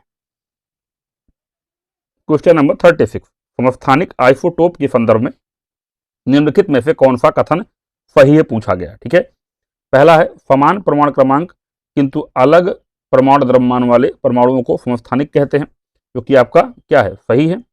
प्रोटियम, ड्यूटेरियम और ट्रिटियम कार्बन के समस्थानिक हैं, जो कि आपका क्या है? गलत है। किसके हैं? हाइड्रोजन के, यानी आपका केवल एक जो है आपका सही होगा। लेटेस्ट आपका जो पीसीएस का पेपर हुआ था 2025 उसमें ये पूछा गया था। कथन एक सही है। एक ही तत्व के ऐसे परमाणु जिनके परमाणु क्रमांक प्रोटॉन संख्या समान होते हैं परंतु द्रव्यमान संख्या न्यूट्रॉन संख्या के कारण अलग होती है, उन्हें समस्थानिक आइसोटोप्स कहते हैं। इसी कारण उनके रासायनिक गुणधर्म प्रायः समान रहते हैं, जबकि कुछ भौतिक गुणधर्म जैसे द्रव्यमान स्थिरता भिन्न हो सकते हैं। एग्जाम्पल के तौर पर ऑक्सीजन 16, ऑक्सीजन 17, ऑक्सीजन 18, क्लोरीन 35 और क्लोरीन 37 आदि। कथन 2 गलत है। प्रोटियम 1H1, ड्यूटेरियम 2H1 और ट्रिटियम 3H1 हाइड्रोजन के समस्थानिक हैं, कार्बन के नहीं। कार्बन के प्रमुख समस्थानिक कार्बन 12, कार्बन 13 और कार्बन 14 हैं। Question number 37। 37 क्या पूछा है? एक तत्व के समस्थानिक अलग अलग होते हैं द्रव्यमान संख्या में, आपने व्याख्या ऊपर देख ही ली है। समस्थानिक होते हैं किसी एक ही तत्व के परमाणु जिनका परमाणु भार भिन्न परंतु परमाणु क्रमांक क्या होता है? समान होता है। किसी परमाणु नाभिक का आइसोटोप वह नाभिक है जिसमें क्या होगा? आपका प्रोटॉनों की संख्या वही होती है परंतु न्यूट्रॉनों की संख्या भिन्न होती है, यानी बी विकल्प आपका सही होगा। व्याख्या हमने देख ली है। निम्न में से सम न्यूट्रॉनिक समूह कौन सा है? ठीक है, तो यहां पर देखें कार्बन 6 14, नाइट्रोजन 7 15 और ऑक्सीजन 8 15। ठीक है, तो 14 - 6 करोगे कितना आएगा? 8 आएगा। 15 - 7 करोगे कितना आएगा? 8 आएगा। और 15 माइनस 8 करोगे कितना आएगा 8। तो देख रहे हो सब में क्या आ रहा है 8 आ रहा है, जबकि बाकी और देखोगे तो यहाँ पे 6 आ जाएगा, यहाँ पे 7 आ जाएगा। तो इस तरीके से यहाँ पर भी 6, यहाँ पर भी 7, ठीक है। यहाँ पर आपका 8 और यहाँ पर आपका 7, तो अलग अलग सब में आ रहा है, लेकिन डी विकल्प में क्या है, सब में 8 8 आ रहा है, ठीक है। यानी आपका इसमें न्यूट्रॉनों की संख्या क्या है, बराबर है, इसलिए क्या है आपके सम न्यूट्रॉनिक, यानी विकल्प डी जो होगा आपका वो क्या होगा, सही होगा। भिन्न भिन्न तत्वों के वे परमाणु जिनमें न्यूट्रॉनों की संख्या समान होती है सम न्यूट्रॉनिक आइसोटोन्स कहलाते हैं। न्यूट्रॉनों की संख्या द्रव्यमान संख्या माइनस प्रोटॉनों की संख्या। तो 6C14 में न्यूट्रॉन संख्या क्या हो जाएगी, 14 माइनस 6 18। 7N15 में न्यूट्रॉन कितने होंगे, 15 माइनस 7 8। और 8O15 में न्यूट्रॉन कितने होंगे, 16 माइनस 8 8। सब में क्या है, तीनों में न्यूट्रॉनों की संख्या कितनी है, 8 है, इसलिए तीनों क्या हैं, सम न्यूट्रॉनिक हैं, यानी आइसोटोन्स हैं। क्वेश्चन नंबर 41, रेडियो एक्टिविटी मापी जाती है गाइगर काउंटर से। गाइगर काउंटर को गाइगर मूलर काउंटर के नाम से भी जाना जाता है। यह एक प्रकार का कण संसूचक है जिसका प्रयोग आयनित विकिरण को मापने में किया जाता है। इस उपकरण के द्वारा नाभिकीय विकिरण के उत्सर्जनों का पता लगाया जाता है। रेडियो एक्टिविटी का आविष्कार किया था बेकुरेल ने। अंटोइन हेनरी बेकुरेल एक फ्रांसीसी भौतिक शास्त्री थे। सर्वप्रथम 1896 ईस्वी में इन्होंने रेडियो एक्टिविटी की खोज की थी। यह खोज इन्होंने स्फुरदीप्ति पदार्थों के अध्ययन के दौरान की थी। इसी के साथ चैप्टर 1 समाप्त हुआ। अब चलते हैं हम लोग चैप्टर 2 पर, जो कि है आपका रासायनिक एवं भौतिक परिवर्तन, विलयन आदि। तो शुरुआत करेंगे हम लोग पहले नोट्स से। कुछ परिवर्तन हैं जिनके दौरान कोई नए पदार्थ नहीं बनते हैं। इसके विपरीत कुछ अन्य परिवर्तन हैं जिनके दौरान नए पदार्थ बनते हैं। इसीलिए इसके आधार पर कि नए पदार्थ बनते हैं अथवा नहीं, हम सभी परिवर्तनों को दो समूहों में वर्गीकृत कर सकते हैं। पहला है आपका भौतिक परिवर्तन यानी फिजिकल चेंजेस, और दूसरा है रासायनिक परिवर्तन यानी केमिकल चेंजेस। भौतिक परिवर्तन फिजिकल चेंजेस वे परिवर्तन जिनमें कोई नए पदार्थ नहीं बनते, भौतिक परिवर्तन फिजिकल चेंजेस कहलाते हैं। भौतिक परिवर्तन में शामिल पदार्थों में उनके व्यक्तित्व यानी आइडेंटिटी में परिवर्तन नहीं होता है। वह कुछ भौतिक प्रक्रमों द्वारा अपने मूल रूप में आसानी से पुरानी स्थिति में लौट सकता है। इसका अर्थ है कि भौतिक परिवर्तनों को आसानी से उत्क्रमित या उल्टा किया जा सकता है। भौतिक अवस्था, आकार और बाह्य आकृति में परिवर्तन भौतिक परिवर्तन होते हैं। भौतिक परिवर्तनों के कुछ सामान्य उदाहरण है बर्फ का गलन, जल बनना, जल का हिमीकरण बर्फ बनना, जल का क्वथनन भाप बनना, भाप का संघनन या द्रवण जल बनना, विलयन बनाना, विद्युत बल्ब का चमकना और कांच के गिलाफ का टूटना। जब बर्फ को गर्म किया जाता है तो वह गलकर जल बनता है। यद्यपि बर्फ और जल भिन्न भिन्न दिखाई देते हैं, वे दोनों जल के अणुओं के बने हैं। अतः बर्फ के गलन के दौरान नए रासायनिक पदार्थ नहीं बनते, इसीलिए बर्फ के गलन से जल का बनना एक भौतिक परिवर्तन है, क्योंकि नया पदार्थ इसमें नहीं बन रहा है, ठीक है। जब जल को गर्म किया जाता है वह क्वथन कर उबल कर भाप बनता है। यदि भाप और जल भिन्न दिखाई देते हैं, वे दोनों जल के अणुओं के बने हैं, अतः जल के क्वथन के दौरान कोई नया रासायनिक पदार्थ नहीं बनता, इसीलिए जल के क्वथन से भाप का बनना एक भौतिक परिवर्तन है। जब भाप को ठंडा किया जाता है वह संघनित द्रवित होकर जल बनती है। भाप के संघनन या द्रवण से जल का बनना भी एक भौतिक परिवर्तन होगा। यानी एक तरीके से देखने में हमें अलग लगेंगे, बट क्या होता है कि वो सेम है। जल जो क्या है आपके वाटर ही है, ठीक है, और उसमें कोई आंतरिक परिवर्तन नहीं होता है, इसलिए ये क्या है आपका भौतिक परिवर्तन है, ठीक है, यानी कोई नया पदार्थ नहीं बन रहा है। भौतिक परिवर्तन अस्थायी परिवर्तन है जिन्हें मूल पदार्थ में उत्क्रमित किया जा सकता है। उदाहरण के तौर पर बर्फ के गलन से जल का बनना एक अस्थायी परिवर्तन है। जल के शीतलन द्वारा मूल पदार्थ बर्फ में हम इस परिवर्तन को आसानी से उत्क्रमित कर सकते हैं। यानी सीधे सीधे आपको दिमाग में एक ही पॉइंट रखना है कि नया पदार्थ नहीं बने, ठीक है, और जो बने या उसका अगर हम उल्टा प्रोसेस करते हैं तो फिर वही पदार्थ हमें मिल जाए, तो एक तरीके से क्या होगा आपका भौतिक परिवर्तन होगा, ठीक है। अब बात करते हैं हम लोग रासायनिक परिवर्तन की। केमिकल चेंजेस, वे परिवर्तन जिनमें नए पदार्थ बनते हैं रासायनिक परिवर्तन केमिकल चेंजेस कहलाते हैं। यानी सीधी सी बात है, क्या बनेंगे, नए पदार्थ बनेंगे, इस पे आपको ध्यान देना है। रासायनिक परिवर्तन में शामिल पदार्थों में उनका जो आइडेंटिटी होता है यानी व्यक्तित्व होता है परिवर्तित हो जाता है, तो पूर्णतः नए पदार्थों में रूपांतरित हो जाते हैं। नए पदार्थ को प्रायः उनके मूल रूप में वापस नहीं लाया जा सकता, यानी अगर वो किसी चीज में कन्वर्ट हुआ तो उससे रिवर्स प्रोसेस करके हम सेम पदार्थ जो है प्राप्त नहीं कर सकते हैं। ठीक है, केमिकल चेंज के अंदर इसका अर्थ है कि रासायनिक परिवर्तन प्रायः अनुत्क्रमणीय यानी इरिवर्सिबल होते हैं। रासायनिक परिवर्तनों के कुछ सामान्य उदाहरण हैं मैग्नीशियम तार का जलना, कागज का जलना, लोहे में जंग लगना, दूध से दही का बनना और भोजन का पकना। यदि हम जलती हुई माचिस की तीली से कागज के टुकड़े को जलाते हैं तो पूर्णतः नए पदार्थ जैसे कार्बन डाइऑक्साइड, जलवाष्प, धुआं और राख उत्पन्न होते हैं। इसीलिए कागज का जलना एक रासायनिक परिवर्तन है। रासायनिक परिवर्तन एक अस्थायी परिवर्तन है जो प्रायः अनुत्क्रमणीय होते हैं। उदाहरण के तौर पर कागज का जलना एक अस्थायी परिवर्तन है जिसे उत्क्रमित नहीं किया जा सकता है। कारण यह है कि कागज के दहन उत्पादों को संयोग करके पुनः मूल कागज के रूप में निर्मित नहीं कर सकते। यहाँ पर आपको एक टेबल दिया गया है, एक तरफ भौतिक परिवर्तन है और एक तरफ रासायनिक परिवर्तन है। भौतिक परिवर्तन में कोई नया पदार्थ नहीं बनता है, रासायनिक परिवर्तन में नया पदार्थ बनता है। भौतिक परिवर्तन एक अस्थायी परिवर्तन है, रासायनिक परिवर्तन एक अस्थायी परिवर्तन है। भौतिक परिवर्तन आसानी से उत्क्रमणीय होता है, रासायनिक परिवर्तन प्रायः अनुत्क्रमणीय होता है। भौतिक परिवर्तन में प्रायः अत्यंत अल्प मात्रा में ऊष्मा या प्रकाश ऊर्जा अवशोषित होती है या निकलती है। रासायनिक परिवर्तन में अत्यधिक मात्रा में ऊष्मा या प्रकाश ऊर्जा अवशोषित होती है या निकलती है। भौतिक परिवर्तन में पदार्थ नहीं परिवर्तित होता है, रासायनिक परिवर्तन में पदार्थ का द्रव्यमान परिवर्तित होता है। अगला टॉपिक है आपका विलयन सॉल्यूशन।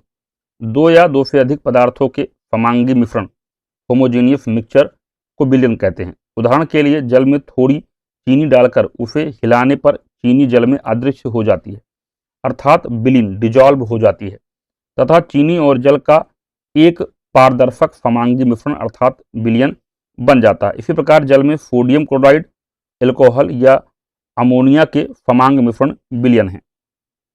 विलयन के प्रत्येक भाग के गुण समान होते हैं और प्रत्येक भाग विलयन के घटकों कंपोनेंट्स के रासायनिक गुण प्रदर्शित करता है।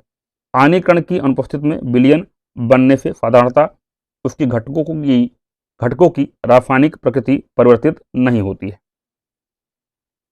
अगला टॉपिक है आपका विलायक और विलेय यानी सॉल्वेंट एंड सोल्यूट।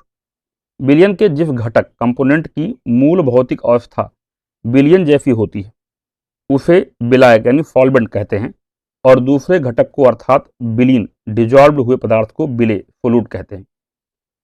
उदाहरण के लिए चीनी के जलीय विलयन में जल विलायक और चीनी विलेय है। विलयन की भौतिक अवस्था ठोस, द्रव या गैस हो सकती है, जैसे जल में नमक, एल्कोहल या कार्बन डाइऑक्साइड का विलयन द्रव विलयन लिक्विड सोल्यूशन है। वायु एक गैसीय विलयन है, गैसियस सोल्यूशन है। कई मिश्र धातुएं ठोस विलयन सॉलिड सोल्यूशंस हैं, जैसे पीतल ब्रॉस, कॉपर 70% और जिंक 30% धातुओं का ठोस विलयन है। ठोस, द्रव और गैसीय विलयनों में द्रव विलयन प्रमुख है, साधारण विलयन द्रव विलयन होते हैं। अगला है आपका तनु विलयन डाइल्यूट सोल्यूशन।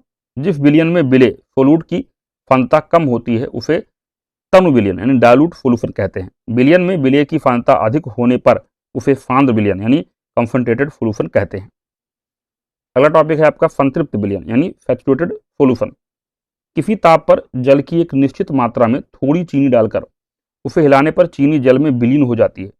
थोड़ी थोड़ी मात्रा में चीनी को जल में डालकर विलयन को हिलाते रहने पर चीनी धीरे धीरे जल में घुलती रहती है और अंत में एक ऐसी अवस्था आ जाती है जब चीनी का घुलना रुक जाता है और ठोस चीनी विलयन के नीचे पेदी में बैठने लगती है। इस अवस्था में विलयन संतृप्त विलयन कहलाता है। अगला है आपका विलेयता यानी सोल्युबिलिटी। किसी पदार्थ की वह मात्रा जो निश्चित ताप पर 100 ग्राम विलायक को संतृप्त यानी सैचुरेट करने के लिए आवश्यक होती है, पदार्थ की विलेयता सोल्युबिलिटी कहलाती है। किसी विलायक में निश्चित ताप पर किसी पदार्थ की विलेयता निश्चित और स्थिर होती है। विलेयता विलयन के ताप, विलेय तथा विलायक की प्रकृति और विलेय के कणों के आकार पर निर्भर करती है। अल्प विलेय लवणों की विलेयता सम आयनों की उपस्थिति से प्रभावित होती है। अगला है आपका पराफरण, ऑस्मोसिस। विलायक के अणुओं का अर्धपारगम्य झिल्ली में होकर शुद्ध विलायक से विलयन की ओर, तन विलयन से फांद विलयन की ओर स्वतः प्रवाह, स्पॉन्टेनियस फ्लो, पराफरण कहलाता है। अर्धपारगम्य झिल्लियां, सेमी परमिएबल मेम्ब्रेन्स, वह झिल्लियां जो केवल विलायक के अणुओं, सॉल्वेंट मॉलिक्यूल्स को अपने में से होकर आर पार आने जाने देती हैं, परंतु विलेय सोलूट के अणुओं को नहीं। अर्धपारगम्य झिल्लियां यानी सेमी परमिएबल मेम्ब्रेन्स कहलाती हैं। अब देखते हैं आपका प्रश्न कोश। क्वेश्चन नंबर 1, भौतिक परिवर्तन का एक उदाहरण है पानी में चीनी का घुलना। भौतिक प्रक्रिया वह प्रक्रिया है जिसमें कारक को हटा देने पर भौतिक प्रक्रिया में भाग लेने वाला पदार्थ पुनः अपनी पूर्ववर्ती अवस्था में आ जाता है। भौतिक प्रक्रिया अस्थायी एवं उत्क्रमणीय होती है। पानी में चीनी का घुलना एक भौतिक परिवर्तन का उदाहरण है, क्योंकि वाष्पन द्वारा चीनी को पुनः प्राप्त किया जा सकता है। क्वेश्चन नंबर 2, जल का वाष्प में परिवर्तन कहलाता है भौतिक। भौतिक परिवर्तन वह कारक है जिसमें वस्तु अपनी पुरानी अवस्था को छोड़कर नए रूप में परिवर्तित हो जाती है, लेकिन कारक हटा लेने पर वह पुनः अपना वास्तविक रूप धारण कर लेती है। जल का वाष्प में परिवर्तन भौतिक परिवर्तन है। क्वेश्चन नंबर 3, निम्नलिखित में से कौन सा रासायनिक परिवर्तन का उदाहरण है? सब्जियों को पकाने पर उनका मुलायम हो जाना। रासायनिक प्रक्रिया वह प्रक्रिया है जिसमें कारक को हटा देने पर रासायनिक प्रक्रिया में भाग लेने वाला पदार्थ अपनी पूर्ववर्ती अवस्था में नहीं आ सकता, अर्थात रासायनिक प्रक्रिया अस्थायी एवं सामान्यतः अनुत्क्रमणीय होती है। अतः सब्जियों को पकाने पर उनका मुलायम हो जाना एक रासायनिक प्रक्रिया है। निम्नलिखित में से कौन से रासायनिक परिवर्तन के उदाहरण हैं? पहला है आपका सोडियम क्लोराइड का क्रिस्टलन, दूसरा है बर्फ का गलन, तीसरा है दुग्ध अवकंदन, सोरिंग ऑफ मिल्क।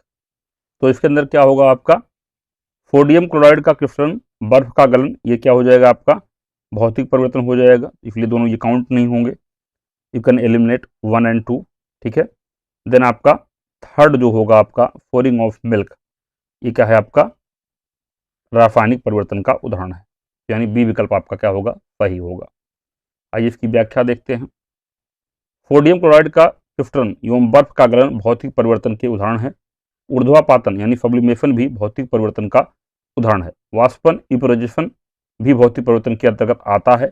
दूध का अवकंदन, लोहे में जंग लगना, दूध से दही बनना तथा कागज का दहन आदि रासायनिक परिवर्तन के उदाहरण हैं। क्वेश्चन नंबर 5, विषम का पता लगाइए। तो पहला है आपका फल का पकना, दूसरा सीमेंट की सेटिंग, कोयले का जलना, उपरोक्त में से एक से अधिक, उपरोक्त में से कोई नहीं। इसमें कौन सा सही होगा आपका? ई विकल्प आपका सही होगा। विकल्प में दिए गए फल का पकना, सीमेंट की सेटिंग, कोयले का जलना सभी क्या है? रासायनिक परिवर्तन है, केमिकल चेंजेस के उदाहरण है, और सभी उष्माक्षेपी यानी एक्जोथर्मिक हैं, इसीलिए इनमें कोई विषम नहीं है। अतः विकल्प ई क्या होगा आपका? सही होगा। यानी सब क्या है? रासायनिक परिवर्तन के उदाहरण है, इसलिए सब क्या है? सेम है, तो इसमें कोई भी ऑड नहीं है, इसलिए विकल्प ई सही होगा। क्वेश्चन नंबर 6, कथन क्या कह रहा है? उच्चतर तापमानों पर रासायनिक अभिक्रिया तीव्रतर हो जाती है, ठीक है। उच्चतर तापमानों पर आणविक गति यानी मोलिकुलर मोशन और द्रुत हो जाती है, यानी क्या है? ये भी सही है, और देख रहे होंगे कि ये इसकी व्याख्या भी कर रहा है कि इसी वजह से ये चीज होती है, ठीक है। रासायनिक क्रिया जो है तीव्र हो जाती है, यानी ए और आर दोनों सही हैं, और आर ए का क्या है?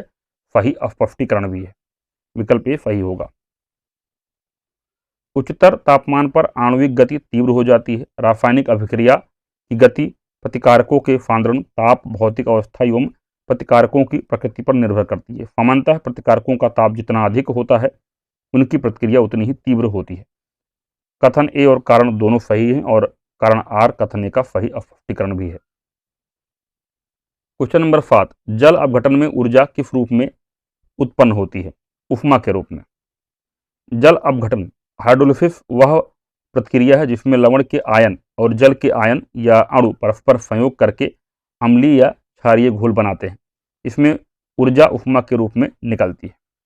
क्वेश्चन नंबर 8, पास्चराइजेशन एक प्रक्रिया है जिसमें दूध को पहले बहुत देर तक गर्म किया जाता है और एक निश्चित समय में अचानक ठंडा कर लिया जाता है। पाश्चुरीकरण, पास्चराइजेशन द्रव खाद्य सामग्री के संरक्षण की विधि है। इस विधि की खोज लुई पास्चर ने की थी, इसीलिए उन्हीं के नाम पर इसका नाम पाश्चुरीकरण पड़ा। इसमें दूध को लगभग 145 डिग्री फ़ारेनहाइट से 150 डिग्री फ़ारेनहाइट तापमान पर 30 मिनट तक गर्म किया जाता है।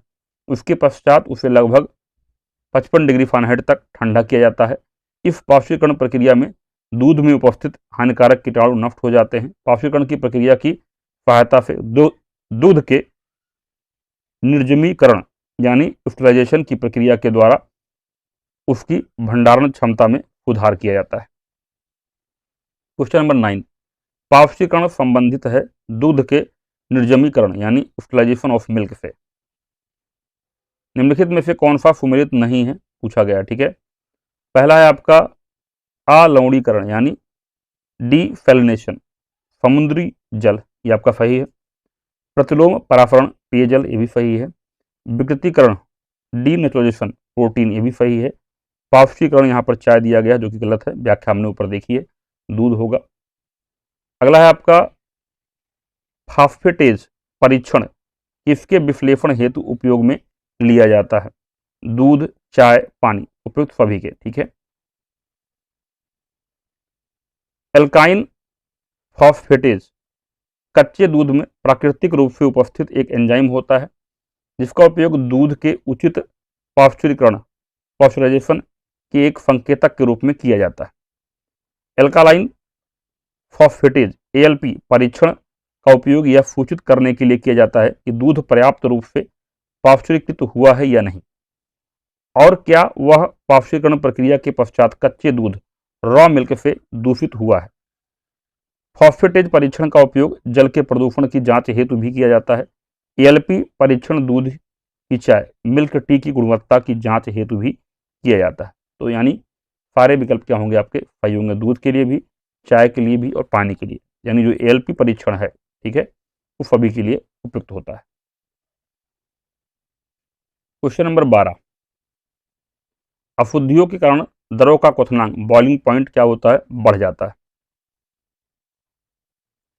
जल में किसी विलेय या अन्य घुलनशील पदार्थ को मिलाने पर क्वथनांक बढ़ जाता है क्योंकि सतह पर उपस्थित विलेय अणु जल के वाष्पन की दर को कम करता है। इससे विलयन में जल का वाष्प दाब शुद्ध जल में वाष्प दाब की तुलना में निम्न होता है। क्वेश्चन नंबर 13, निम्न कथनों पर विचार करें। कथन ए दिया गया है, नमक और बर्फ के मिश्रण से 0 डिग्री सेंटीग्रेड से नीचे का तापमान प्राप्त होता है। कारण दिया गया है, नमक बर्फ के हिमांक यानी फ्रीजिंग पॉइंट को बढ़ा देता है। उपयुक्त कथनों में आपको बताना था कौन सा सही है। ठीक है, तो आप देखें तो इसमें क्या है, पहला वाला सही है। नमक और बर्फ के मिश्रण से 0 डिग्री सेंटीग्रेड से नीचे का तापमान प्राप्त होता है। नमक बर्फ के हिमांक फ्रीजिंग पॉइंट को बढ़ा देता है, यहाँ दिया गया था, गलत है, बढ़ाता नहीं, क्या करता है, घटाता है। ठीक है, यानी ये सही है, आर गलत दिया गया है। अपद्रव्यों यानी इम्प्योरिटीज को मिलाने से द्रव का क्वथनांक बढ़ जाता है जबकि गलनांक सामान्यतः कम हो जाता है। 0 डिग्री सेंटीग्रेड पर पिघलती बर्फ में यदि कुछ नमक, फोरा आदि मिलाते हैं तो बर्फ का गलनांक 0 डिग्री सेंटीग्रेड से घटकर लगभग -22 डिग्री सेंटीग्रेड तक कम हो जाता है। ऐसे मिश्रण को हिम मिश्रण यानी फ्रीजिंग मिक्सचर कहते हैं। इस प्रकार कथन एक सही है जबकि आर क्या है, आपका गलत है। क्वेश्चन नंबर 14, विलयन विलायक के प्रति इकाई आयतन या प्रति इकाई द्रव्यमान में उपस्थित विलेय की मात्रा को रसायन में किस रूप में जाना जाता है। विलयन की सांद्रता। विलयन विलायक सोल्यूशन सॉल्वेंट के प्रति इकाई आयतन या प्रति इकाई द्रव्यमान में उपस्थित विलेय सोलूट की मात्रा को रसायन विज्ञान में विलयन की सांद्रता यानी कंसंट्रेशन ऑफ ए सोल्यूशन के रूप में जाना जाता है। विलयन 2 या 2 से अधिक अवयवों का समांगी मिश्रण होता है। समांगी मिश्रण से तात्पर्य मिश्रण में सभी जगह इसका संघटन व गुण एक समान होने से है।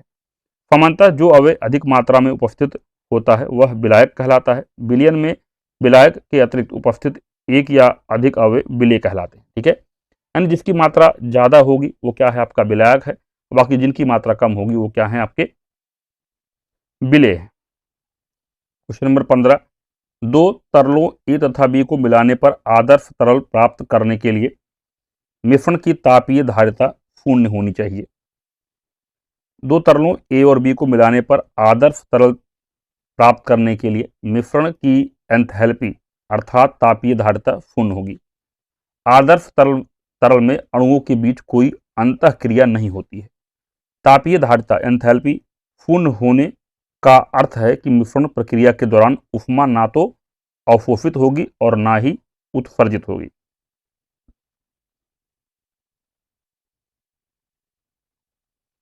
क्वेश्चन नंबर 16, निम्न कथनों पर विचार कीजिए। शुद्ध जल में नमक को घोलने से जल का क्वथनांक बढ़ जाता है एवं जल का हिमांक घट जाता है। जल में जब मिथाइल अल्कोहल डालते हैं तो जल का क्वथनांक घट जाता है। तो पूछा गया था इसमें से कौन सा सही है। ठीक है, तो इसमें क्या है आपका, दोनों क्या है, सही है।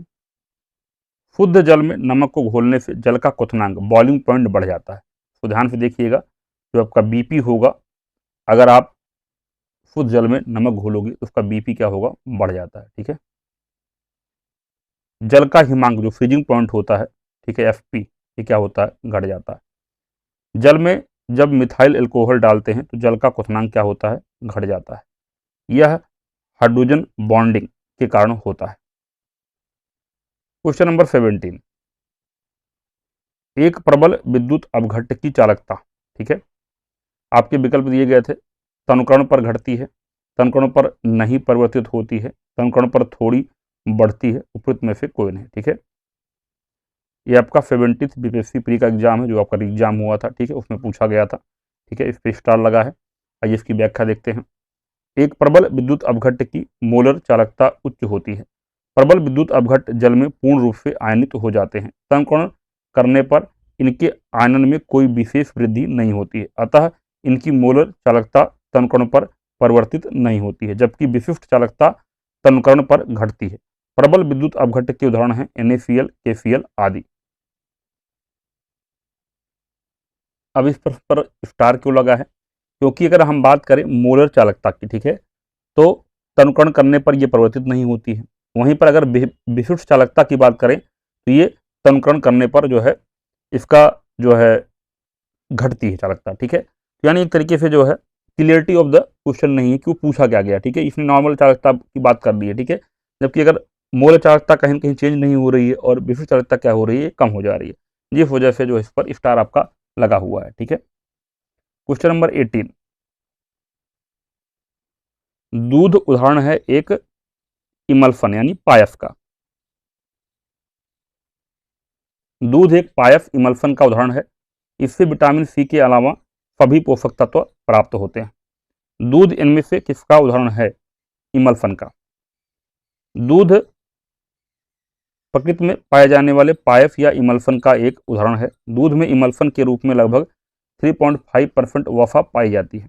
इमल्सन वसा के पानी में प्रसार का एक रूप है। इमल्सन कोलाइडी विलयन का उदाहरण है। कोलाइडी विलयन प्रक्षिप्त प्रावस्था और प्रक्षेपण माध्यम से निर्मित होता है। विलेय पदार्थ की तरह का घटक या प्रक्षिप्त कण जो कि कोलाइडी रूप में रहता है उसे प्रक्षिप्त प्रावस्था यानी डिस्पर्स्ड फेज कहते हैं। वह घटक जिसमें प्रक्षिप्त प्रावस्था निलंबित रहती है उसे प्रक्षेपण माध्यम यानी डिस्पर्सिंग मीडियम के रूप में परिभाषित किया जाता है। कोलाइडी विलयन को प्रक्षेपण माध्यम, ठोस, द्रव या गैस की अवस्था और प्रक्षिप्त प्रावस्था के अनुसार वर्गीकृत किया जाता है। कोलाइड्स के सामान्य उदाहरण यहां पर दिया गया प्रकार, यहां पर दिया गया है एग्जाम्पल। एरोफोल, कोहरा, बादल, कुहासा, धुआं, स्वचालित वाहन का निथार यानी exhaust. Foam, shaving cream, emulsion, दूध, फेस क्रीम। सोल या सॉल, मैग्नीफिया, मिल्क, कीचड़। फोम, रबड़, स्पंज, जेल, जेली, पनीर, मक्खन। ठोस, रंगीन, रत्न, पत्थर, दूध या कांच। इनमें से कौन कोलाइड नहीं है, तो इसमें कौन सा नहीं है कोलाइड, शहद।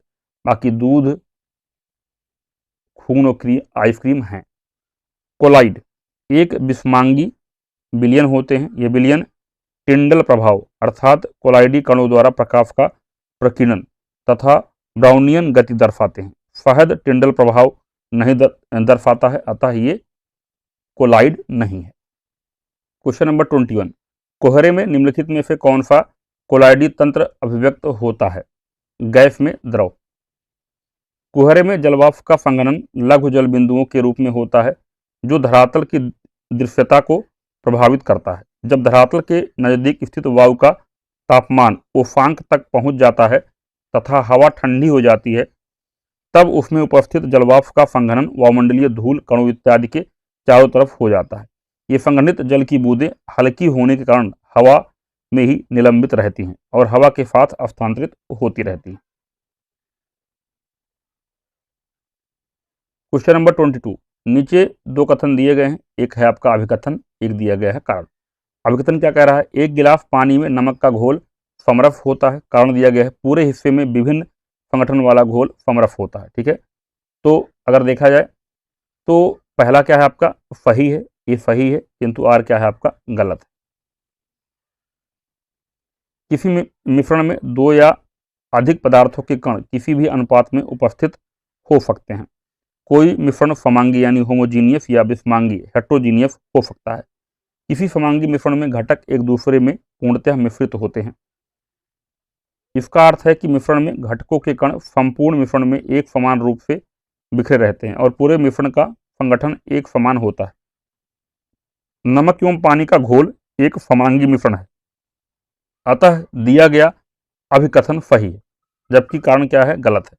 उल्लेखनीय है कि विषमांगी मिश्रण का संगठन पूरे मिश्रण में एक समान नहीं होता, अतः जो है सही उत्तर क्या होगा आपका? ए होगा। यहाँ पे क्या कह रहा है? पूरे हिस्से में विभिन्न संगठन वाला घोल समरस होगा। ठीक है, विभिन्न कह रहा है, ठीक है, जबकि क्या होगा? समान होगा, इसीलिए क्या है आपका दूसरा कारण जो है आपका गलत है। ठीक है, क्वेश्चन नंबर 23, यदि 100 ग्राम चीनी को आधा लीटर पानी में मिलाकर एक असंतृप्त चीनी का घोल तैयार किया जाए तो निम्न में से कौन सी भौतिक राशि नहीं बदलेगी? तो क्या चेंज नहीं होगा?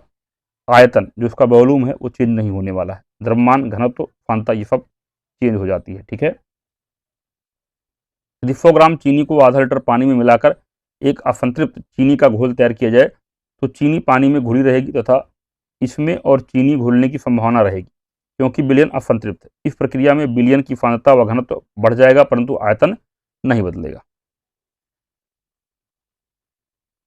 क्वेश्चन नंबर 24, पानी मिट्टी की जड़ों में जिस भौतिक प्रक्रिया द्वारा गुजरता है उसे कहा जाता है पराफरण। पराफरण यानी ऑस्मोसिस पौधों एवं जंतुओं की कोशिकाओं में महत्वपूर्ण भूमिका अदा करता है। यह पोषक तत्वों के वितरण एवं अपशिष्ट उत्पादों की निकासी में मदद करता है। पौधों एवं जंतुओं दोनों की जीवित कोशिकाएं एक अर्धपारगम्य झिल्ली से घिरी होती हैं। इसे कोशिका झिल्ली के रूप में जाना जाता है। यह झिल्ली कोशिका एवं उसके वातावरण के बीच एक चयनात्मक अवरोध का निर्माण करती है। वातावरण से विषाक्त पदार्थों को कोशिका में प्रवेश नहीं करने देती है। पौधों में परागण प्रक्रिया द्वारा जड़ों की अर्धपारगम्य झिल्ली के उपयोग के माध्यम से मिट्टी से जल एवं खनिज का अवशोषण होता है। क्वेश्चन नंबर 25, खीरे को काटकर यदि नमक डाला जाता है तो निम्न में से किसके कारण पानी निकलता है? पराफरण। पराफरण यानी ऑस्मोसिस की क्रिया अर्धपारगम्य झिल्ली से होकर होती है। पराफरण में विलायक के अणु कम सांद्रण यानी लो कंसंट्रेशन के क्षेत्र से अधिक सांद्रण के क्षेत्र की ओर गति करते हैं, यानी लो कंसंट्रेशन से हाई कंसंट्रेशन की तरफ जो है आपका मूवमेंट होता है। खीरे में नमक डालने से बाहरी क्षेत्र की सांद्रता अधिक हो जाती है, जिसके कारण खीरे के अंदर का पानी बाहर निकलने लगता है। क्वेश्चन नंबर 26, निम्नलिखित कथनों पर विचार कीजिए, कौन से कथन जो है सही है पूछा गया है। पराफरण के प्रक्रम में विलायक सांद्र घोल से तन घोल की ओर जाता है। प्रतिलोम पराफरण में तन घोल पर बाह्य दाब लगाया जाता है। तो दोनों कथन क्या है आपके? गलत है, ना तो एक सही है ना तो आपका दो सही है। पराफरण के प्रक्रम में किसी भी विलायक का प्रवाह पराफरण अर्धपारगम्य झिल्ली के माध्यम से तन विलयन से सांद्र विलयन की ओर होता है। ठीक है, जबकि यहां पर क्या बोला गया था? सांद्र से तनु विलयन की ओर बोला गया था। ठीक है, इसलिए क्या था? उल्टा दिया गया था, इसलिए गलत था। प्रतिलोम पराफरण में बाह्य दाब सांद्र विलयन पर लगाया जाता है, जबकि यहां पर क्या बोला गया था? प्रतिलोम पराफरण पर तनु घोल पर बाह्य दबाव लगाने की बात की गई थी, जो कि क्या था, उल्टा दिया गया था, गल दिया गया था। इसमें फांद्र विलयन पर बाह्य दाब लगाकर उसमें उपस्थित विभिन्न प्रकार के अणुओं एवं आयनों को विलयन से पृथक किया जाता है। इस प्रकार दोनों कथन क्या है, सही नहीं। क्वेश्चन नंबर 27, पराफरण के संदर्भ में निम्नलिखित कथनों पर विचार करना है। यदि एक अर्धपारगम्य झिल्ली विलायक और विलयन के मध्य रख दी जाए तो विलायक के अणु इस झिल्ली में से निकलकर शुद्ध विलायक से विलयन की ओर प्रवाहित हो जाएंगे। विलायक के प्रवाह की यह प्रक्रिया प्रतिलोम पराफरण कहलाती है, जो कि क्या है आपका, ये गलत दिया गया है। पहला आपका क्या है, सही है, केवल एक सही है। यदि एक अर्धपारगम्य झिल्ली सेमी परमिएबल मेम्ब्रेन विलायक सॉल्वेंट और विलयन सोल्यूशन के मध्य रख दी जाए तो विलायक के अणु इस झिल्ली में से निकलकर शुद्ध विलायक से विलयन की ओर प्रवाहित हो जाएंगे। अतः कथन एक सत्य है। विलायक के प्रवाह की यह प्रक्रिया पराफरण यानी ऑस्मोसिस कहलाती है, ना कि प्रतिलोम पराफरण यानी रिवर्स ऑस्मोसिस। इसलिए दूसरा क्या था, गलत था। क्वेश्चन नंबर 28, ठोस अशुद्धियों के शुद्धिकरण के लिए निम्नलिखित में से कौन सी प्रक्रिया उपयोगी नहीं है, पूछा गया है। ठीक है, ध्यान दीजिएगा, नहीं है। ऊर्ध्वापातन तो है, क्रिस्टलीकरण भी है, आफवन नहीं। ठीक है, कौन सी नहीं है, आफवन नहीं। आफवन यानी डिस्टिलेशन की प्रक्रिया का उपयोग प्रायः तरल अशुद्धियों यानी लिक्विड इम्प्योरिटीज के शुद्धिकरण के लिए किया जाता है, जबकि ऊर्ध्वापातन एवं क्रिस्टलीकरण का उपयोग ठोस अशुद्धियों के शुद्धिकरण के लिए होता है। क्वेश्चन नंबर 29, क्रोमेटोग्राफी की तकनीक का प्रयोग होता है एक मिश्रण से पदार्थों को अलग करने में।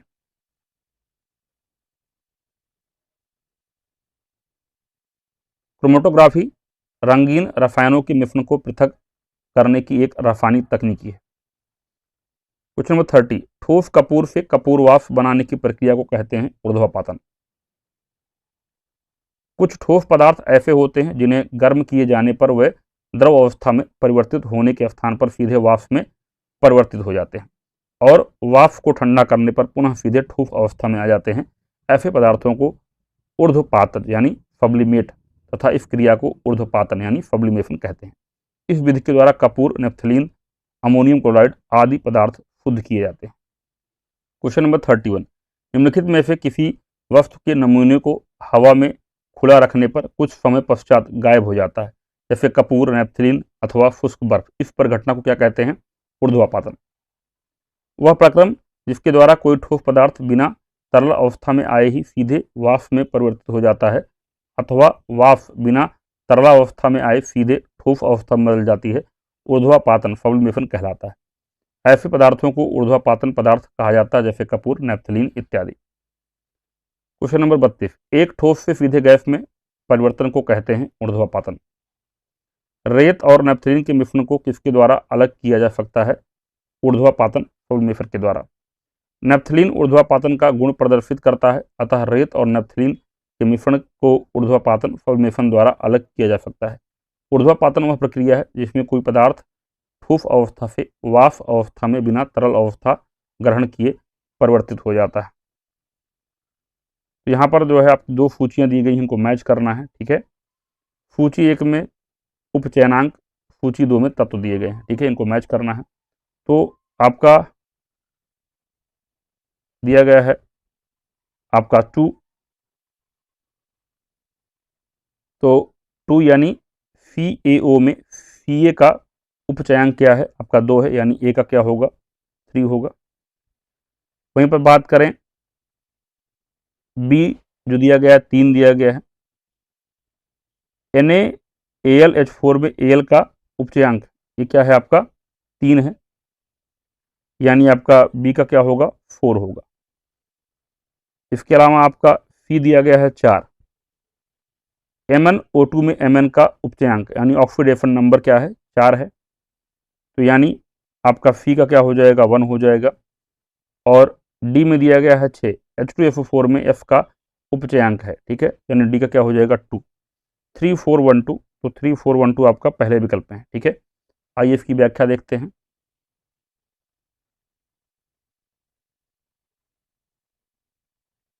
किसी यौगिक की ऑक्सीकरण संख्या 0 होती है और यह उसमें उपस्थित तत्वों की ऑक्सीकरण संख्या का घटक के अनुसार योग होता है। MnO2 में Mn का उपचयनांक X प्लस O का -2 × 2 इज इक्वल टू 0। ऑक्सीजन की ऑक्सीकरण संख्या -2 होती है, तो X का मान यहाँ पे 4 आएगा, यानी Mn का उपचयांक क्या होगा, 4 होगा। H2SO4 में F का अगर हमें निकालना है उपचयनांक, तो H का 1 होगा, तो यहाँ +1 × 2 प्लस X, और यहाँ पर O का -2 × 4 दैट इज इक्वल टू 0 को जब हम सॉल्व करेंगे इक्वेशन को, तो कितना आ जाएगा, F का मान 6 आ जाएगा, यानी F का जो उपचयनांक होगा इसमें वो 6 होगा। वहीं बात करते हैं FeO में, Fe का अगर हमें निकालना है, तो Fe का हमें निकालना ही है O का -2, और ये क्या होगा आपका 0, F का वैल्यू कितना आ जाएगा 2, यानी Fe का जो उपचयनांक होगा वो 2 होगा। NaAlH4 में Al का अगर हमें निकालना है, हाइड्राइड में हाइड्रोजन की ऑक्सीकरण संख्या -1, जबकि हाइड्रोजन के अन्य यौगिकों में ऑक्सीकरण संख्या +1 होती है। ठीक है, तो यहाँ पे अगर हम सॉल्व करेंगे इसको, तो Na का +1 हो जाएगा, प्लस X हमें निकालना ही है, तो -1 × 4 इज इक्वल टू 0। इसको सॉल्व करेंगे तो X की वैल्यू कितनी आएगी, 3 आएगी। तो Al का जो उपचयनांक होगा वो क्या होगा, 3 होगा। क्वेश्चन नंबर 35, निम्नलिखित में से कौन सा प्रतिक्रिया की दर को धीमा करता है। यहाँ पर दिया गया उत्प्रेरक वर्धक, समांगी उत्प्रेरक और विषमांगी उत्प्रेरक। ठीक है, तो इसमें कौन सा विकल्प सही होगा, उपरोक्त में से कोई नहीं। कुछ कारक जैसे सांद्रता, ताप, दाब या उत्प्रेरक कैटलिस्ट अभिक्रिया के वेग को प्रभावित करते हैं। उत्प्रेरक वह पदार्थ है जिसमें स्वयं अस्थायी रासायनिक परिवर्तन हुए बिना वह अभिक्रिया के वेग को बढ़ा देता है। जब मिलाया गया पदार्थ किसी अभिक्रिया की दर को कम कर देता है, तो ऐसे पदार्थ को निरोधक इनहिबिटर कहते हैं। वर्धक यानी प्रमोटर्स वे पदार्थ होते हैं जो किसी उत्प्रेरक की सक्रियता को बढ़ा देते हैं, जबकि विष यानी पॉइजन्स किसी उत्प्रेरक की सक्रियता घटा देते हैं। क्वेश्चन नंबर 36, निम्नलिखित में से कौन सी उष्माक्षेपी प्रक्रियाएं हैं। ठीक है, क्या क्या दिया गया है आपका, पानी का वाष्पीकरण, सल्फ्यूरिक अम्ल H2SO4 का तनुकरण, बिना बुझे चूने के साथ पानी की प्रतिक्रिया, कपूर क्रिस्टल का ऊर्ध्वापातन। तो इसमें कौन सी जो प्रक्रियाएं हैं उष्माक्षेपी हैं, तो इसमें 2 और 3 यानी सल्फ्यूरिक अम्ल H2SO4 का तनुकरण, बिना बुझे चूने के साथ पानी की प्रक्रिया, दोनों क्या हैं, आपकी उष्माक्षेपी प्रक्रियाएं हैं, यानी 2 और 3। आइए इसकी व्याख्या देखते हैं। जिस रासायनिक अभिक्रिया में उत्पादों के साथ उष्मा का उत्सर्जन होता है उसे उष्माक्षेपी अभिक्रिया के रूप में परिभाषित किया जाता है। यानी अगर उष्मा क्षेपी है, ठीक है, तो उसमें उष्मा का उत्सर्जन होगा। सल्फ्यूरिक अम्ल H2SO4 का तनुकरण तथा बिना बुझे हुए चूने के साथ पानी की प्रतिक्रिया उष्माक्षेपी क्रिया के उदाहरण है। पानी का वाष्पीकरण तथा कपूर क्रिस्टल का ऊर्ध्वापातन उष्मा शोषी अभिक्रिया के उदाहरण है। इसमें उष्मा का अवशोषण होता है। क्वेश्चन नंबर 37, निम्नलिखित में से कौन सा जोड़ा विस्थापन प्रतिक्रिया देगा, AgNO3 विलयन और कांपर धातु। विस्थापन अभिक्रिया में अभिकारक एक दूसरे को प्रतिस्थापित कर देता है, अर्थात विस्थापन अभिक्रिया में एक अधिक प्रतिक्रियाशील धातु एक कम प्रतिक्रियाशील धातु को उसके लवण के विलयन से विस्थापित कर देती है। कॉपर सिल्वर Ag से अधिक प्रतिक्रियाशील है, अतः जब कॉपर Cu धातु को सिल्वर नाइट्रेट AgNO3 के विलयन में डाला जाता है, तो कॉपर Cu सिल्वर Ag को विस्थापित कर देता है और कॉपर नाइट्रेट FuNO3 का होल ट्वाइस कर निर्माण होता है। Cu + 2 AgNO3 is equal to FuNO3 का होल ट्वाइस + 2 Ag। अतः AgNO3 विलयन और कॉपर धातु की अभिक्रिया विस्थापन अभिक्रिया का उदाहरण है। कॉपर सोडियम से कम प्रतिक्रियाशील है, इसीलिए यह सोडियम क्लोराइड NaCl के विलयन से सोडियम को विस्थापित नहीं कर सकता है। कॉपर और सिल्वर Ag दोनों ही आयरन Fe से कम प्रतिक्रियाशील है, इसीलिए वे आयरन सल्फेट FeSO4 के विलयन से Fe यानी आयरन को विस्थापित नहीं कर सकते हैं।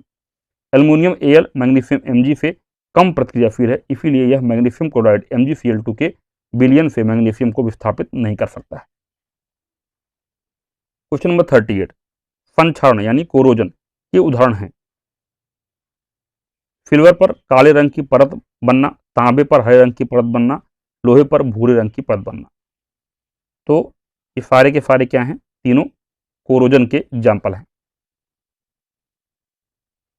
वायु अथवा रासायनिक पदार्थों द्वारा धातुओं का सनय सनय क्षय यानी डिस्ट्रक्शन होना संक्षारण कहलाता है।